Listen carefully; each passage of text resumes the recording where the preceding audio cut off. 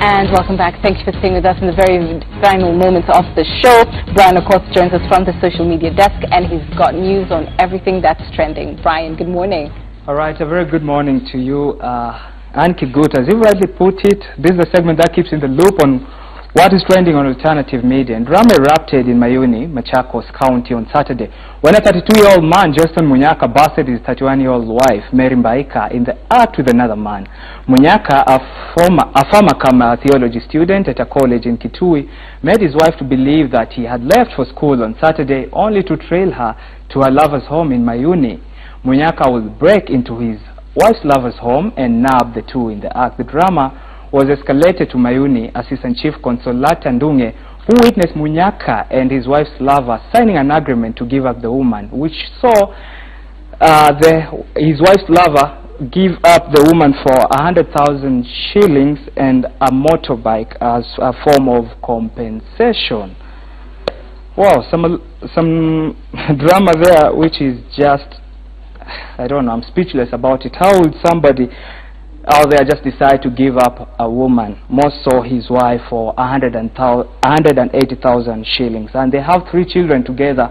One is aged 15, the other one is age 5, and the last born is aged 3 years. And Munyaka actually says that he does not want his wife back. The wife went back to her parents' home. Alright, and moving on to some other stories. CMB Prezo has removed from his hand a tattoo of the name of his ex-lover Michelle Yola. Taking to social media recently, Prezo shared a photo of a tattoo on his hand which showed Yola's inked name covered with an art of Nairobi City. Meanwhile, Yola claims Prezo has been threatening her after she rebuffed his advances for a reunion. And if I can quote Yola, "If anything happens to me, just know it's Prezo who is behind what happened. He is sending me threatening texts." Prezo and Yola broke up in January this year. And still on matters artists in love, Chris Brown, that is American singer, has claimed that Rihanna, just like him, was violent when they were dating back in the day. Brown says on the last day of their relationship in February 2009, he and Rihanna got into a bad fight after Rihanna came across a message on Brown's phone from one of the women Chris Brown had a sexual relationship with. And if I can quote Chris Brown, he says, "Rihanna started going off the throw and she threw a phone at me. She told me, 'I hate you.'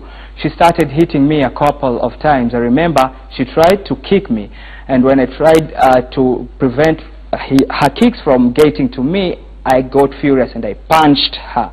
I really regret what I did." And that is a confession by Chris Brown on his experience dating pop star Rihanna, and he's actually recorded the confession on a video, and the video is soon hitting the markets, and Chris Brown wants to make money out of that particular confession. We can only wait to have a look at that particular confession, and I know it will sell like hotcake, especially among the millennials who really adore Chris Brown. Alright, and on to another story. Billboard says rapper Drake's unprecedented run of 431 consecutive weeks on the Billboard Hot 100 singles chart has ended. The tally puts Drake ahead of his fellow rapper Lil Wayne at 326 consecutive weeks on the Hot 100, and pop star Rihanna again at 216 weeks. This marks the first time Drake will be absent from the Hot 100 single hit.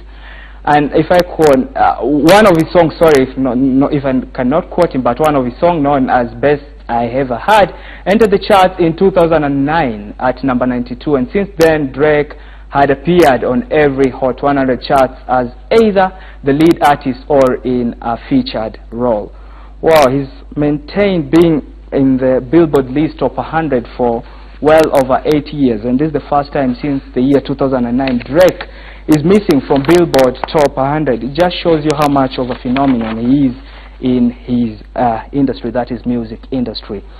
Alright, and moving on to another story, Zimbabwean First Lady Grace Mugabe was due to appear in South Africa's Randburg Magistrate Court yesterday afternoon for assault charges, but she managed to fly back to Zimbabwe without presenting herself before the court. Mrs. Mugabe yesterday said she would hand herself over to South African police, but that did not happen. A 20-year-old South African model, namely Gabriela Angels, has opened a criminal case against the First Lady, claiming she, that is the First Lady, assaulted her in a Santon hotel room on Sunday night, where she was partying with Mrs. Mugabe's two sons, namely Robert Jr., age 25, and Chatunga, age 21. The model claims Mrs. Mugabe hit her in the face with an extension cord. And Zimbabwean reports claim she has actually touched down at Zimbabwean airport this morning, and that she's back into Zimbabwe. She had actually said yesterday that she will give herself into, or rather to the police, but again that did not happen. She managed to sneak out of the country.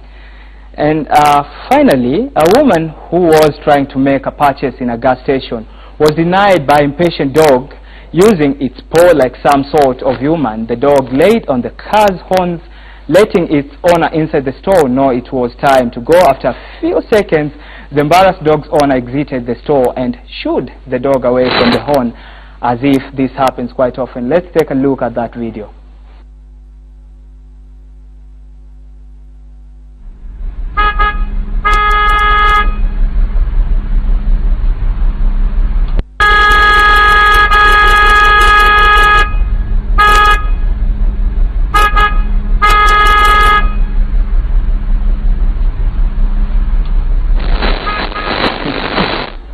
Alright, that is a well-trained dog right there. It knows how to honk the car horn when it gets a bit of impatient, and actually the owner heeded to the dog's call. And that story brings us to the end of Trends and Entertainment segment. My name is Brian Okoth. For more entertainment news, log on to www.edaily.co.ke. Get your freshest scoop right there. And follow at eDaily Kenya on Instagram, that is at eDaily Kenya, on Facebook at eDaily Kenya, and on Twitter at eDaily Kenya. My Twitter handle is at Real Brian Okoth. Let's have a conversation right there. Meanwhile, back to Ann Kiguta. Thanks so much, Brian, and that winds up Citizen Extra and, of course, our extended ballot 2017 coverage in English. Salim Swale is up next to continue with the news in Swahili. Thanks for watching. Goodbye and God bless.